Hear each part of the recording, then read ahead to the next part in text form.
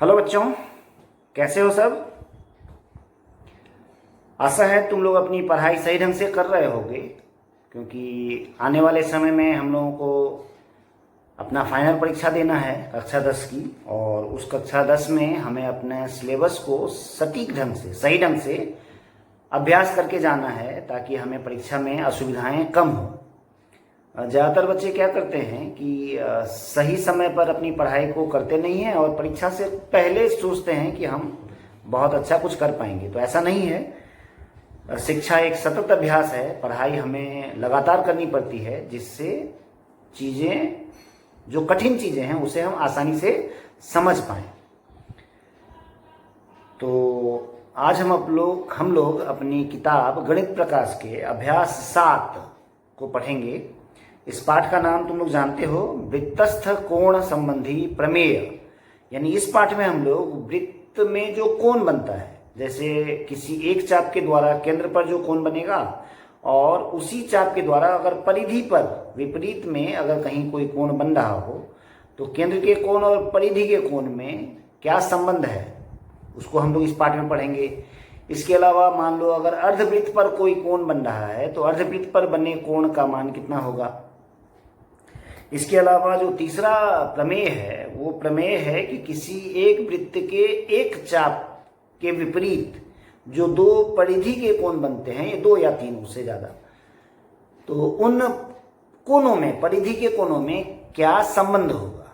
इस प्रकार हम लोग इस पाठ में 3 मुख्य प्रमेय को पढ़ेंगे। ये तीनों ही प्रमेय काफ़ी आसान हैं, और एक बार अगर तुम इसे अभ्यास कर लो ठीक से, तो शायद कभी भूलोगे नहीं। बहुत आसान प्रमेय है ये। बस इस पाठ को पढ़ने से पहले, यानी इन प्रमेयों को पढ़ने से पहले, हमें अपने पिछले क्लास में, छोटे क्लास में हमने जो कुछ प्रमेय पढ़ा था, या कुछ ज्यामितीय प्रमेय जो हम लोगों ने किया था, उसे एक बार फिर से याद कर लेते हैं, देख लेते हैं, और उसके बाद आज का पाठ शुरू करते हैं। तो चलो पहले पिछले पाठ के प्रमेय को देख लें, फिर आज का वीडियो शुरू करते हैं। ठीक है, चलो अपना कॉपी और कलम तैयार रखना, कहने की कोई आवश्यकता नहीं है, क्योंकि कभी भी गणित का कोई वीडियो देखो तो अपने कॉपी और कलम साथ लेकर बैठो। प्रत्येक स्टेप को अपने कॉपी में लिखते जाना, इससे चीज़ें काफ़ी आसान होंगी। वैसे इस वीडियो को तुम कई बार देख सकते हो, पॉज कर लो, उन चीज़ों को लिख लो, फिर आगे बढ़ो। नहीं समझ में आए, वीडियो को फिर से देखो। तो देखने से कई चीज़ें जो छूट गई हैं, वो तुम अपने कॉपी में फिर से नोट कर पाओगे। तो चलो शुरू करते हैं। इस पाठ को पढ़ने से पहले हमें ज्यामिति में त्रिभुज से संबंधित कुछ गुणों को जानना पड़ेगा या याद रखना पड़ेगा।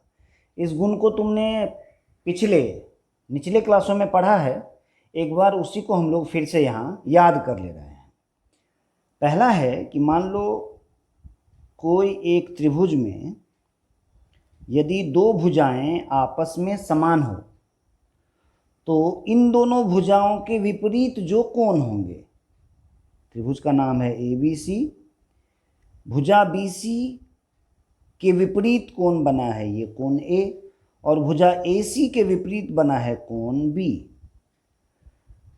तो यदि किसी त्रिभुज की 2 भुजाएं आपस में समान हो, तो उन दोनों भुजाओं के विपरीत जो कोण बनते हैं वो भी आपस में समान होते हैं, अर्थात कोण A बराबर कोण B होगा। ये पहला नियम है जिसे हम लोगों को याद रखना होगा। इसी प्रकार एक और नियम है कि यदि किसी त्रिभुज के किसी एक भुजा को आगे बढ़ाया जाए, त्रिभुज का नाम PQR, इसे QR भुजा को हमने S तक बढ़ाया। QR को S तक बढ़ाने से त्रिभुज में जो बाहर एक कोण बना, इसे हम लोग कहते हैं बहिष्कोण।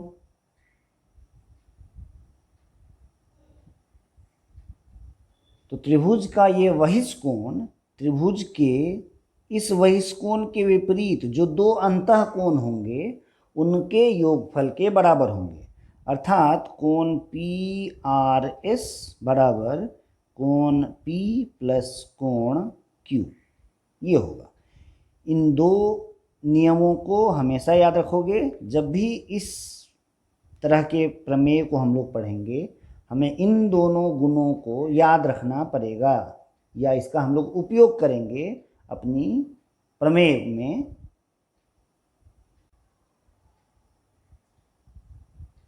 यहाँ वृत्त का केंद्र O है और इसकी दो जीवाएं एक दूसरे को C बिंदु पर काट रही है। पहली जीवा का नाम है AC और दूसरा का नाम है BC। तो चाप APB द्वारा इस वृत्त के ऊपर जो कोण बना है, इसे हम लोग कहते हैं परिधि का कोण या वृत्तस्थ कोण। और दो अर्धव्यास के द्वारा जो केंद्र पर बना है, उसे हम लोग बोलते हैं केंद्र का कोण।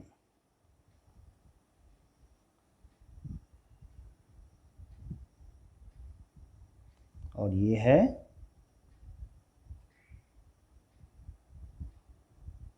परिधि का कोण। आज हम लोग वृत्त के किसी एक चाप पर या एक चाप द्वारा केंद्र पर बना कोण और परिधि पर जो कोण बना है, उसमें संबंध क्या होता है, यही हम लोग पढ़ेंगे। यहाँ एक दूसरे वृत्त में तुम लोग देख पाओगे कि ये है केंद्र पर बना कोण, और इसी प्रकार ये जो कोण है वो है वृत्त की परिधि पर बना कोण।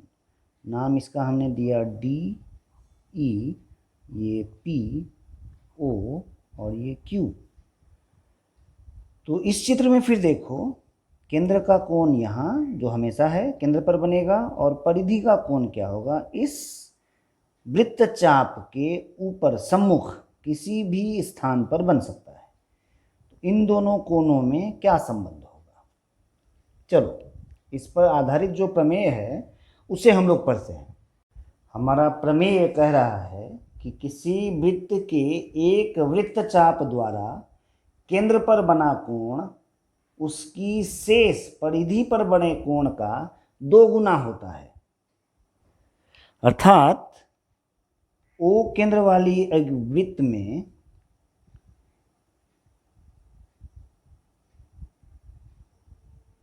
देख पा रहे हो कि ये है केंद्र पर बना कोण और ये है परिधि पर बना कोण।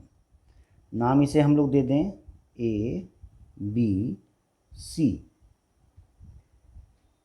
तो कह रहा है कि कोण AOB बराबर 2 गुना कोण ACB होगा। हमें दिया गया है कि O केंद्र वाले वृत्त के चाप APB द्वारा केंद्र पर बना कोण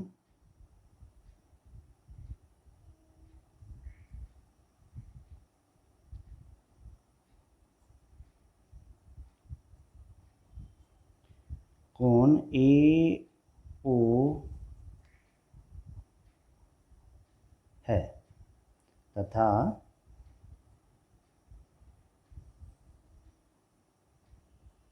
परिधि पर बना कोण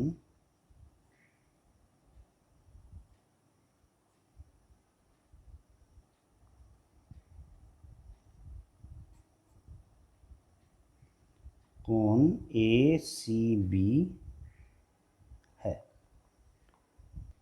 तो हमें प्रमाणित करना है कि कोण AOB ए ओ बी, ये क्या होगी? ये परिधि के कोण ए सी बी की दोगुनी होगी, यानी दोगुना कोण ए सी बी। हमें यही सिद्ध करना है। इसे सिद्ध करने के लिए हमें एक बनावट या रचना का सहारा लेना होगा। रचना क्या करनी है?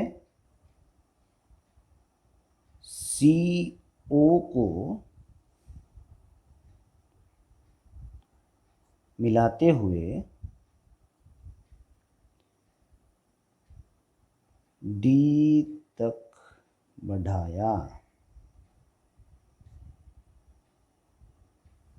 यानी चित्र में देखो, सी ओ को मिलाते हुए हमें इसे डी तक बढ़ाना है। इस प्रकार यहाँ देख रहे हो हमें दो त्रिभुज मिल रहे हैं। हमारा एक त्रिभुज है त्रिभुज ए ओ सी और दूसरी त्रिभुज है बी ओ सी। ये पहली त्रिभुज है और ये दूसरी त्रिभुज है। तो पहले हम इस त्रिभुज के बारे में देख रहे हैं। तो प्रमाण में हम लोग त्रिभुज ओ ए सी में हम लोग क्या क्या पा रहे हैं उसको देखते हैं। देखो, बगल के चित्र में हम लोग देख रहे हैं कि ओ ए बराबर ओ सी होगा। क्यों होगा? क्योंकि ये दोनों ही एक ही वृत्त के अर्धव्यास हैं। इसीलिए अब ये दोनों भुजाएं आपस में बराबर हैं, तो हमने एक प्रमेय पढ़ा है कि इस दोनों भुजाओं के विपरीत जो कोण है, अर्थात कोण ओ सी ए बराबर कोण ओ ए सी होगा। पुनः हम देख रहे हैं चित्र में कि कोण ए ओ डी बहिष्कोण है।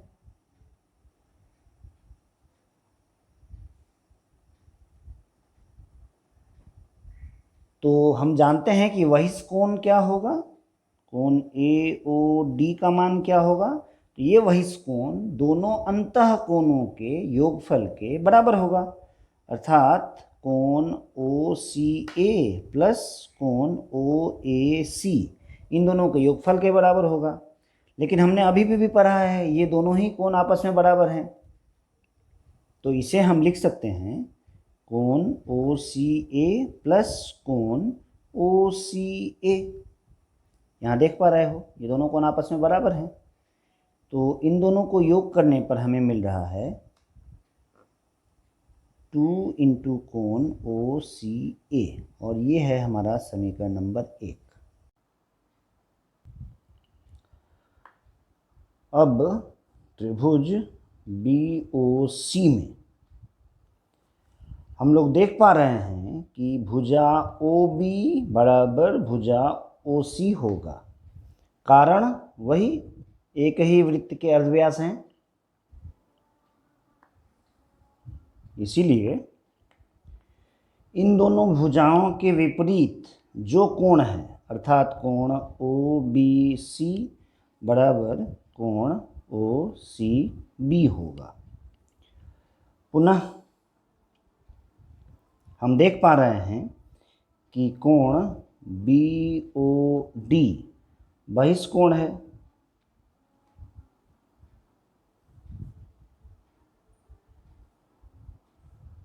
इसीलिए कोण बी ओ डी इसका मान होगा कोण ओ बी सी प्लस कोण ओ सी बी के बराबर।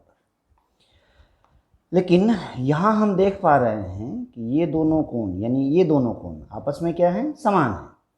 इसीलिए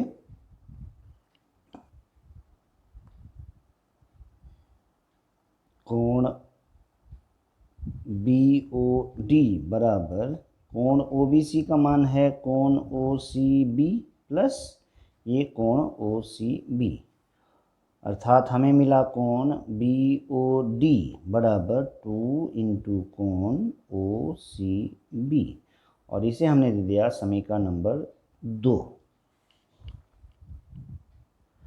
अब हम समीकरण नंबर 1 और समीकरण नंबर 2 इन दोनों से हम पा रहे हैं कि कोण ए ओ डी प्लस कोण बी ओ डी इसका मान होगा ट्वाइस इंटू कोण ओ सी ए प्लस ट्वाइस इंटू कोण ओ सी बी। अब ये दोनों कोण ए ओ डी प्लस कोण बी ओ डी इन दोनों को मिलाकर हमें मिल रहा है कोण ए ओ बी, और यहाँ अगर हम 2 कॉमन लेंगे तो हमें मिलेगा कोण ओ सी ए प्लस कोण ओ सी बी। अब इन दोनों कोणों को जोड़ने पर हमें जो चित्र में तुम देख पा रहे हो हमें मिल रहा है 2 इंटू कोण ए सी बी, अर्थात कोण ए ओ बी बराबर 2 इंटू कोण ए सी बी, अर्थात केंद्र का कोण ए ओ बी बराबर होगा परिधि के कोण ए सी बी का 2 गुना, और यही हमें प्रूव करना था।